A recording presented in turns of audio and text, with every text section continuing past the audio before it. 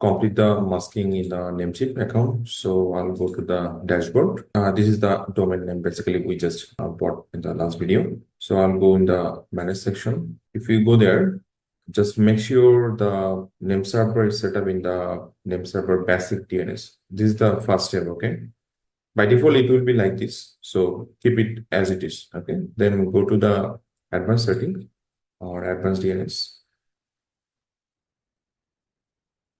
I'll remove everything because I don't need these things. Add a new record. Go in the URL redirect record.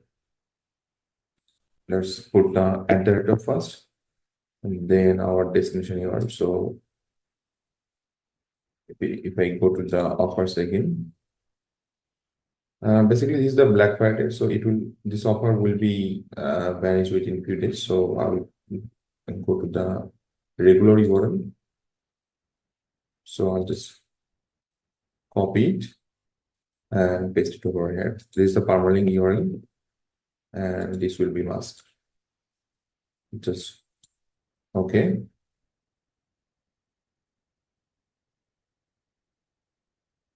I will add these things again with the www version and put the URL, and it will be masked again, and just send. All done. Now we can just check our domain name from here. Let's say we link like this. This is the backend. Then it looks like this one. Apply. So if we just anyone go this link, actually they will be redirected into our website. Okay. Next time I'll just promote this URL, and whenever people actually put this URL in the browser, it will be automatically redirected into the affiliate URL. I mean this URL. So this is the masking process, and we can promote this URL directly, not the short link or not the affiliate link.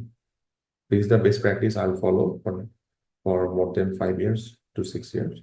And this is the perfect way. Sometimes it may happen. Sometimes this company, actually Hostinger, try to reach you to take down this domain because this is totally similar to their domain. But you can just fight back because the spelling, the meaning is totally different. Maybe context similar, but spelling and the meaning, everything is different. So you need to talk to them if they actually try to raise you for the take down this domain. Thank you guys. See you in the next video.